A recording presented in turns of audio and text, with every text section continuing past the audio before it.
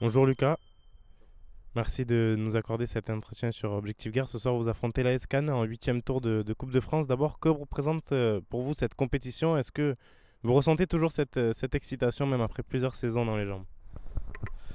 Ouais, alors elle représente beaucoup, beaucoup pour moi parce qu'elle fait partie des premières histoires que mon grand-père ou mon père m'ont racontées. Le, le petit qui bat le gros, le pauvre qui bat le riche, entre guillemets. Les clubs amateurs qui peuvent se mesurer à des clubs pro. Donc, non, non, elle représente beaucoup. Ce maillot de Coupe de France, il a une signification toujours particulière parce que voilà, nous on rentre directement, on prend les maillots et je pense qu'il y a des joueurs de départemental qui se battent chaque année pour les obtenir. Donc il faut respecter ça, il faut respecter cette compétition et en tout cas moi elle m'a toujours beaucoup apporté et ouais, elle m'a toujours beaucoup excité. Ouais. Vous avez vécu de beaux moments dans cette compétition, comme l'an dernier face au Paris FC, ici même à Pibaro, dans une belle ambiance malgré la défaite. Mais si vous deviez retenir un souvenir en particulier, qu'il soit récent ou plus ancien, lequel vous vient immédiatement en tête? Euh, c'est compliqué parce que j'ai fait beaucoup de parcours. Allez, je vais t'en donner trois. Déjà, il y a ce but que j'ai marqué contre Strasbourg avec Angoulême à la 5e minute. Le bruit dans le stade, c'était une émotion incroyable. Jouer contre Lyon devant 14 000 personnes, c'est un souvenir qui est ancré. Et après, le meilleur, ouais, je pense que c'est quand, avec Iser, on a éliminé Lorient qui était en Ligue 1 de Christian Gourcuff. Parce que jouer une Ligue 1, c'est top, mais en éliminer une, là, tu rentres dans un autre monde. On a fait la une de l'équipe, on est passé à Téléfoot, voilà, c'est des trucs que je regardais du canapé quand j'étais petit, donc en faire partie, ouais, c'est des souvenirs qui resteront gravés. Ouais.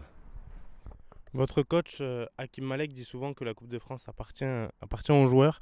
Quelle est votre compétition justement entre joueurs dans le vestiaire? Qu'est-ce que vous vous dites avant un match comme celui de ce soir? Y a-t-il une énergie différente tout au long de la semaine? Énergie différente cette semaine, non, non, ça a été.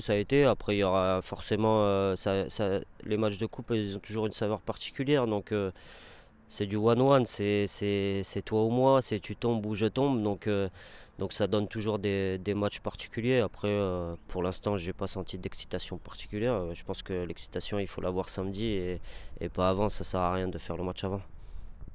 Vous affrontez donc Cannes, une équipe de N2. Sur le papier, ils sont favoris, mais la Coupe de France a toujours réservé de belles surprises. La saison dernière, vous aviez d'ailleurs éliminé Martigues, une équipe de nationale. Ce genre d'exploit, pas si lointain, ça peut être une source d'inspiration pour vous.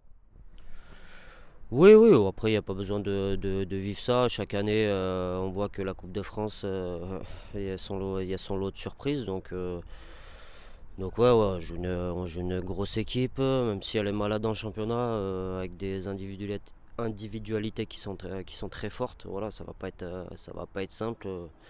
Ouais, j'espère qu'on va faire notre match et le vivre pleinement, vivre des émotions, faire vivre des émotions. Je pense qu'il y aura un petit peu plus de monde que d'habitude. C'est aussi ça le charme de la coupe. Voilà, j'espère tout simplement qu'on sera à la hauteur et qu'on sera capable de rivaliser, voire même plus, hein, de passer. Justement, vous en parliez dans la tribune qui est derrière vous. Ce soir, on s'attend à une belle fête populaire. Est-ce que jouer devant un public comme celui de Pibaro dans une atmosphère comme celle-ci peut faire la différence? Oui, ça peut faire la différence. Après, ça dépend ce que tu amènes sur le terrain. C'est sûr que si tu fais les choses correctement, forcément, tu vas amener les gens avec toi et ils vont pousser derrière toi. Et là, tu en fais une force supplémentaire. Donc voilà, ça va être à nous de répondre présent dans un premier temps. Et après, j'ai pas de souci. Les gens suivront et j'espère qu'on leur fera plaisir. Certains joueurs de l'effectif n'ont jamais eu l'occasion de disputer un huitième tour de Coupe de France. Comment les guidez-vous en tant que capitaine, je le rappelle, pour gérer une potentielle pression chez certains de vivre un match comme ce huitième tour? Je crois que maintenant la jeunesse, t'as pas besoin de les guider, ils sont déjà armés et prêts à vivre ces moments-là. Je pense que la pression ils connaissent pas, donc non non, je leur ai simplement dit, pas cette semaine, mais même les tours d'avant, que chaque match passé peut nous amener une belle cerise sur le gâteau à la fin, c'est-à-dire l'objectif quand tu es en N2, N3, l'objectif de la Coupe de France ultime, c'est de pouvoir se mesurer à un club pro. Et si tu prends un OM, un PSG et plein de clubs, même un simple club de Ligue 1, c'est des moments à vivre. Et en tout cas, ceux qui ne l'ont jamais vécu, vraiment de tout cœur, je leur souhaite de vivre ça. Cannes, c'est un club historique qui a vu passer des grands noms comme Zinedine Zidane, pour ne citer que lui. Jouer contre une équipe avec un tel héritage, est-ce que ça rajoute une saveur particulière à cette rencontre? Ouais, après, c'est pas trop ma génération, j'ai pas connu la Cannes au top. Mais ouais, ouais, c'est un nom clinquant du football. Après, voilà, le passé, c'est le passé. Aujourd'hui, ils sont en N2. Aujourd'hui, c'est une grosse N2. Donc, voilà, il n'y a pas besoin d'en rajouter plus et d'en dire plus. C'est une grosse équipe et ça sera un grand match. Justement, vous en parliez, la SCAN n'est pas seulement un passé, c'est aussi un effectif de qualité aujourd'hui. Quels sont leurs points forts d'après vous et où pensez-vous pouvoir les bousculer ce soir? Oh, leurs points forts, ils sont un peu partout, hein. Je t'ai dit, ils ont des gros joueurs à chaque ligne. Maintenant, s'ils en sont là en championnat aussi, c'est qu'ils ont des faiblesses. Est-ce que nos forces vont pouvoir appuyer sur leurs faiblesses? Est-ce qu'on va être assez solide pour résister à leur potentiel offensif?